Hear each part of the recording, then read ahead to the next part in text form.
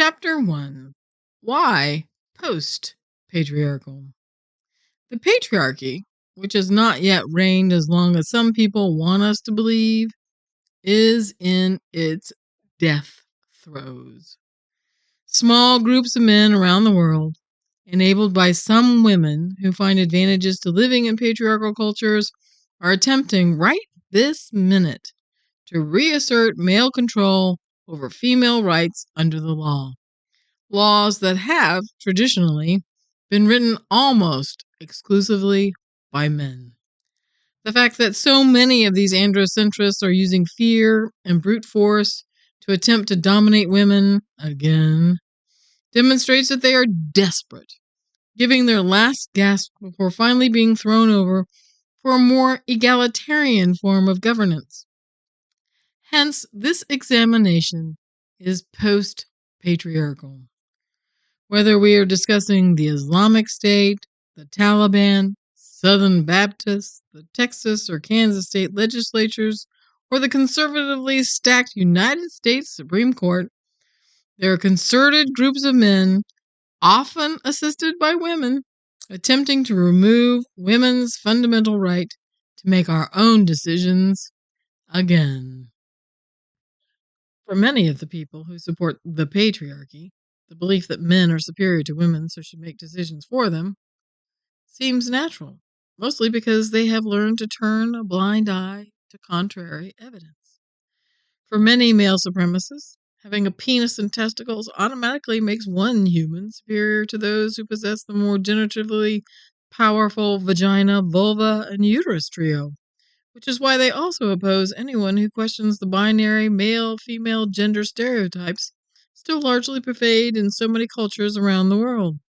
The big problem is that these ultra-conservatives never question their own skewed logic. What is especially tragic are the number of published scholars who also appear to believe the idea that the patriarchy existed long before history, written history, began, despite rampant evidence to the contrary.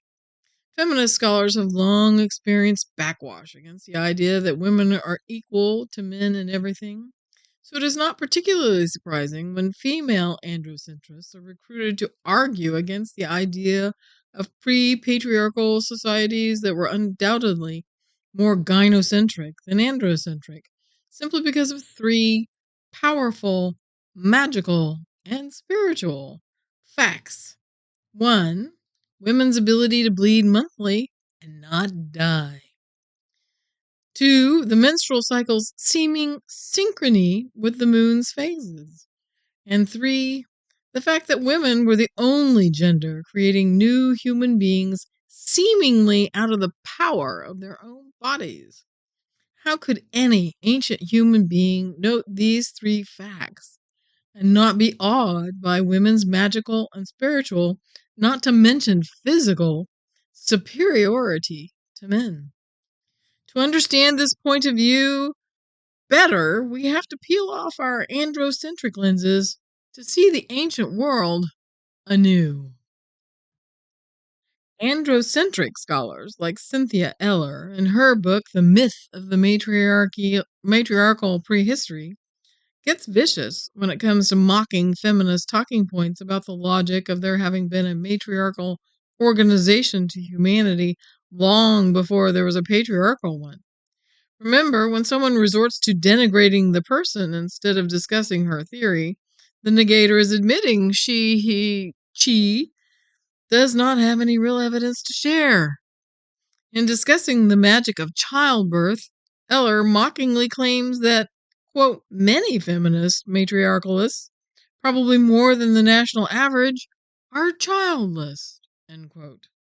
Even women who are not mothers know what motherhood looks, sounds, and feels like. So her comment is completely unnecessary and unkind. Ironically, by the end of her book, Eller has actually convinced herself that the matriarchal myth provides an emotionally compelling, inspiring answer to the question of how modern humans can overcome male domination in most cultures.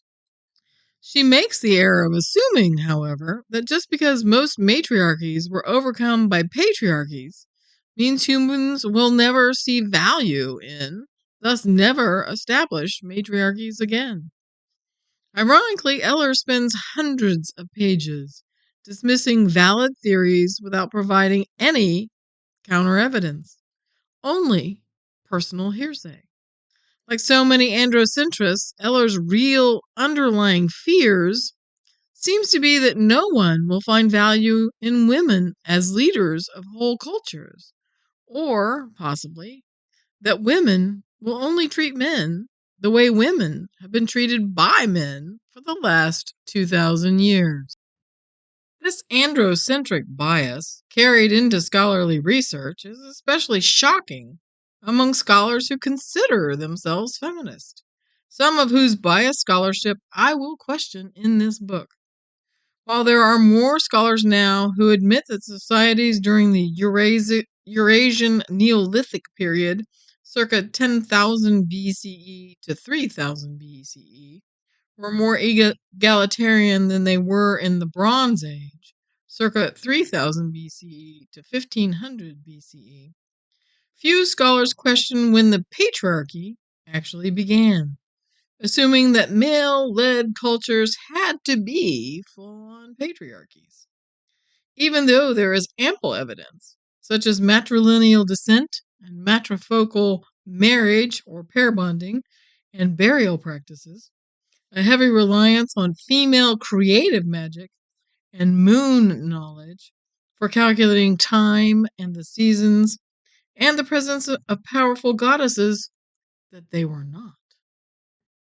Unfortunately, for most scholars, who are used to determining approximate time periods and specific cultural identities, there is little room for pre-patriarchal cultures that were probably more remnant matriarchal than they were patriarchal, aka gynocentric rather than androcentric.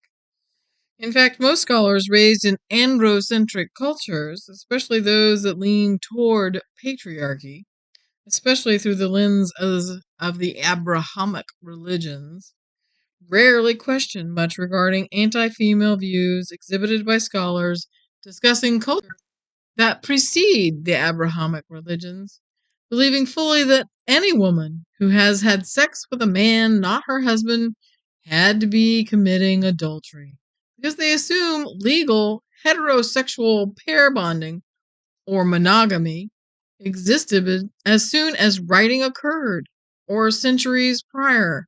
And because the Abrahamic religions are fueled first by Hebrew scripture, wherein anyone who disregards El, Yahweh, Jehovah as the primary God must be whores, harlots, or prostitutes of some sort, which was apparently the most common, meanest denouncement the ancient Hebrews could think of. This sort of anti-female rhetoric demonstrates how so many scholars who mimic the bias fail to reflect on their own biases that they carry into their research, constantly skewing their research in favor of male dominance. Therefore, let us begin by clearly defining what a patriarchy is, or at least how the idea, as a social given, has operated for nearly 2,500 years. A patriarchy typically asserts that males are superior to females in everything. Therefore, women are denied access to things men enjoy the most, such as education, business, socializing, participating in sports, and sex. Even though heterosexual men need women to have sex with in patriarchies, most look down on women who choose to have sex, especially if they enjoy it. Women who enjoy sex are held in contempt, called whores, because women have to be denigrated in patriarchies in order to control what men father children. Because there is no light that comes on after a woman has sex with a man to let her know she's pregnant with that man's child, Men in patriarchies are desperate to control women's sex lives, including their choices about being pregnant, in order to determine paternity. However, as those popular DNA tests have shown us, even today, some of the men that children grow up thinking are their biological fathers are not. So the issue of controlling women's sexuality is still a huge problem for some people, even women who desire to punish other women for obviously having had sex. There are, however, degrees of patriarchy. So when I say a culture is patriarchal, I mean it is a full-blown patriarchy that actively suppresses women's rights in favor of men's. There are cultures, though, that are merely androcentric heavy, meaning they lean toward being patriarchal by favoring men in many ways, but still allow women some basic human rights, such as the right to own property, to have custody of their children, and to hold elected office. The majority of cultures around the world today are merely androcentric heavy, although the conservative movement around the world would like to bring back full on patriarchies.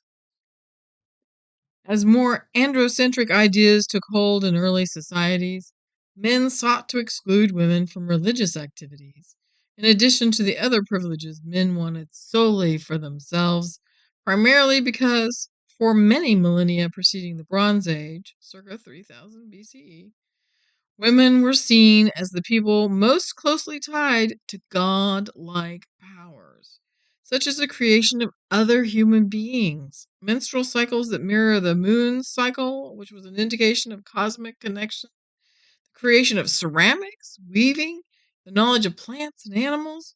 Frankly, males had to begin replacing, then excluding women from religious and spiritual roles in order to maintain the facade that men are superior to women, because long before men ever had an inkling that they contributed to conception, women were the creators, seemingly able to produce children out of their own bodies through their own magical or spiritual means, which is why so many early divinities or gods were female. Because of women's discovery and refinement of ceramics, many early creation myths also involve shaping humans from clay. In fact, cultures like the Aztecs believed women had to fight a spiritual battle in order to bring another human being successfully into the world, so that they regarded women who died in childbirth as the same kind of hero a man was who died in battle. Male warriors wanted to carry female protective magic into battle, so sought to carry skin, bones, ears, or other body parts of women who died in childbirth with them as amulets in order to draw on another form of female magic: menstruation, the power to bleed but not die for 3 to 5 days. To justify their roles as leaders and to feed the gods who they said demanded blood daily, male leaders also pierced their penises to draw blood to feed the gods, a direct imitation of menses as a form of sympathetic magic. We know that early Eurasian cultures, like the Egyptians, who were actually African but were so advanced that the Victorian Europeans could not imagine them as anything other than pre-European, and the Sumerians believed that women's creative and regenerative spiritual powers were great because they imitated the female pudenda, the mound of creation, both when they're mastabas, ziggurats, and pyramids. Yet no scholar discusses these important female magical power buildings as such, even though many will admit that these mounds of creation are machines built to help the dead pass over into the next realm. And despite the fact that many of the myths, including Christian ones, show that a person has to be reborn into the afterlife, such bigotry means androcentric scholars have to dance around crediting women with superior spiritual powers. Even though groundbreaking Maria Gimbutas focused her research on clarifying how female figures she studied were emblematic of women's creative and regenerative powers, she never made the connection between the many pyramids scattered around the world and the natural human reverence for female magical, protective, and creative powers. Here's a teaser to keep you reading, Pitiless Bronze. If a pyramid is a stylized Mons Venus, what kind of ritual were the Aztecs really enacting by cascading bloody human sacrifices down their pyramids? Before we move on, however, we must clarify a few other definitions. First, let us address a fake concern among some modern concerns. What is a woman? According to the Oxford English Dictionary, the word woman derives from the Old English word weefman.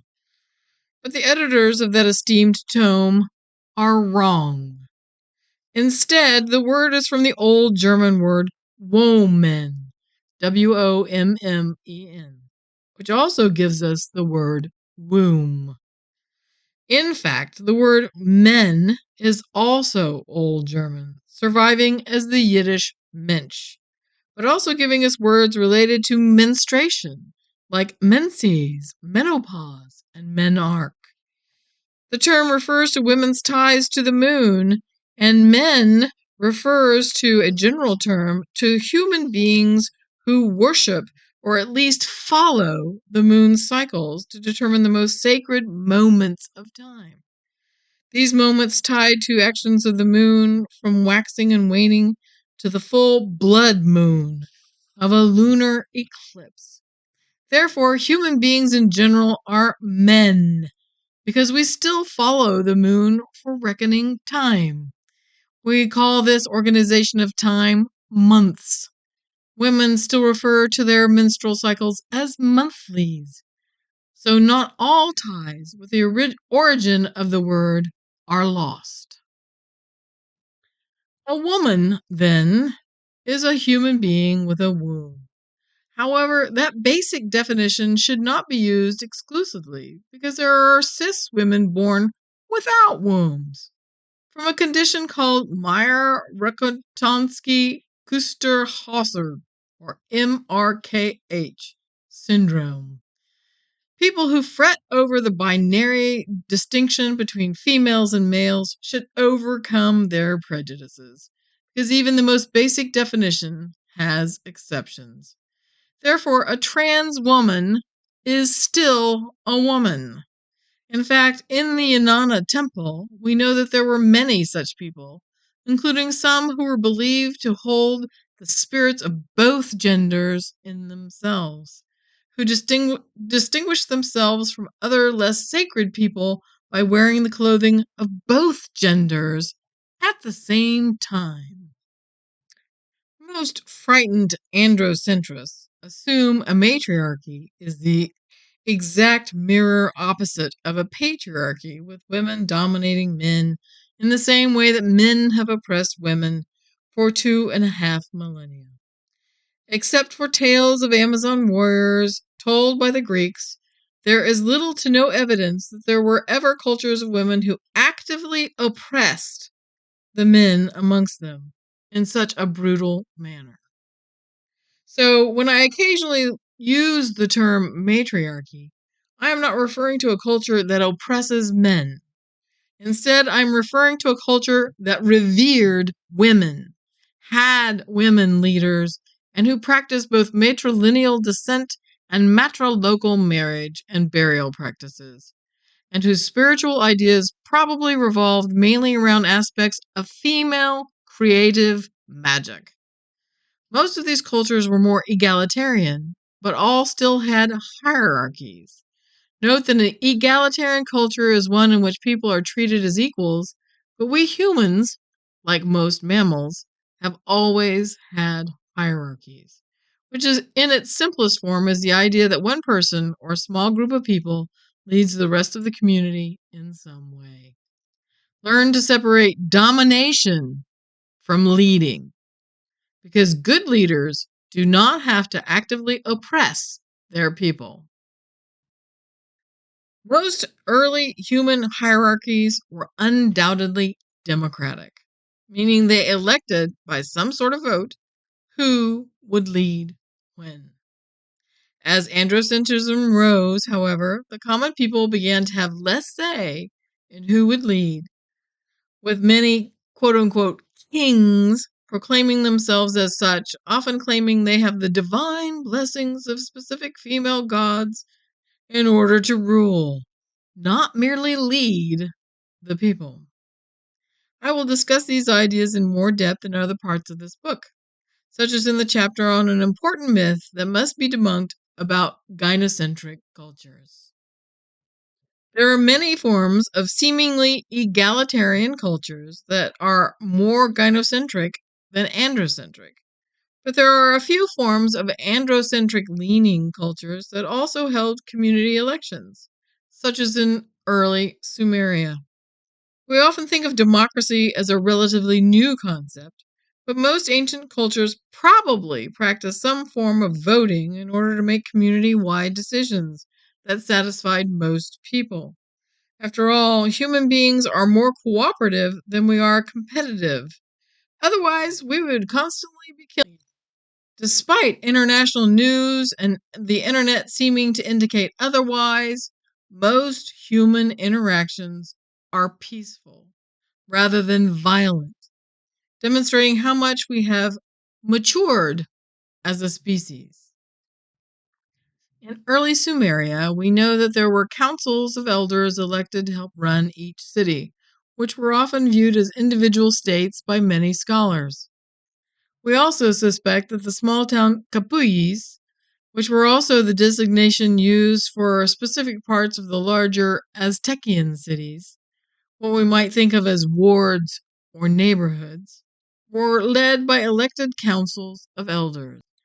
Because the tendency has been to view war and conflict as natural outcomes among humans, few scholars question why one culture does something one way while another handles the situation in a different way, simply because most do very little comparative study.